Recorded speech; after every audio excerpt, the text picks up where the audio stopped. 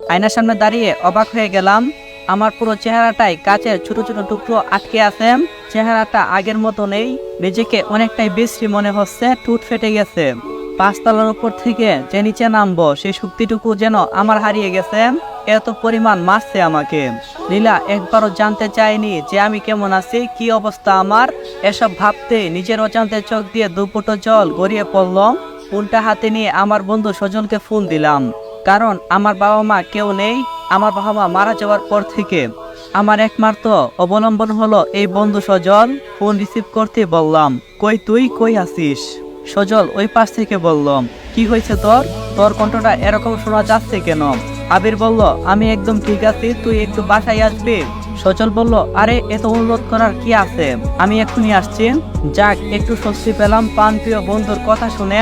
আমি আস্তে আস্তে দরজার কাছে গিয়ে একটা চেয়ার নিয়ে বসে পড়লাম। কিছুক্ষণ পর বন্ধু আসলো। আমাকে দেখে বোকার মতো কাঁদতে শুরু করলো, আর আমার পাশে এসে বলতে শুরু করলো, কি হয়েছে তোর? এ কি অবস্থা হয়েছে তোর? কে করছে এরকম অবস্থা, বল আমায়। নানা ধরনের প্রশ্ন শুরু করলো। আমি তাকে সবকিছু খুলে বললাম। সে সবকিছু শুনে যেন মূর্তি হয়ে বসে রইল। কারো মুখে কোনো কথা নেই, শুধু নীরবতা। নীরবতা ভেঙে সচল বলতে লাগলো, চিন্তা করিস না, সবকিছু ঠিক হয়ে যাবে। আমি শুধু মাথা নাড়ালাম, কষ্টে যেন ভিতরটা ফেটে যাচ্ছে। সজলকে বললাম, আমার একটা কাজ করে দিবি? সে বলল, কি কাজ বল?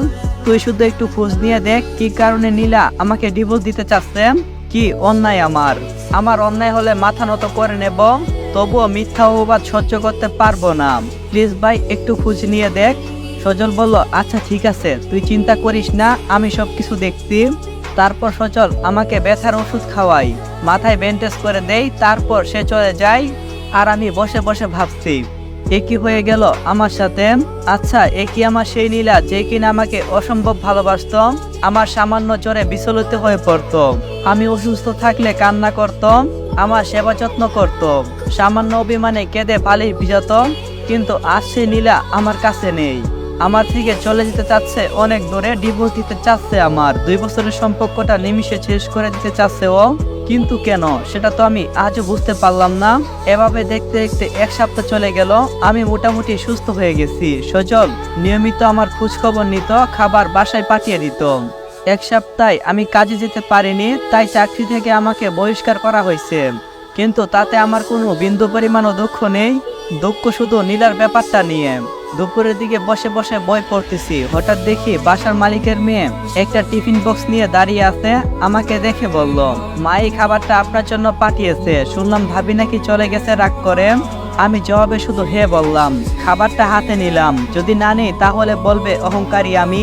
অনিচ্ছা সত্ত্বেও খাবারটা নিলাম। পরের দিন সকালবেলা বের হলাম একটা চাকরির খুঁজে। পথে সজলের সাথে দেখা হলো। ওকে এ কথা বলতেই ও বলল, আরে আমার অফিসে চল, একটা পোস্ট খালি আছে, কাল থেকে জয়েন করবি। কোনো সমস্যা নেই, যদিও বেতন অনেকটাই কম, তবুও রাজি হয়ে গেলাম, কারণ আমার চলার মতো টাকা আমার কাছে নেই। এভাবে কয়েকদিন কেটে গেল। লীলার কোনো খোঁজ খবর নেই, ফোন বন্ধ। এদিকে আমার বাসার মালিকের মেয়ে প্রতিদিন নিয়মিত আমার জন্য খাবার নিয়ে আসে। মেয়েটাকে বাধা করা সত্ত্বেও মেয়েটা নিয়ে আসে। এই যে দুপুরবেলা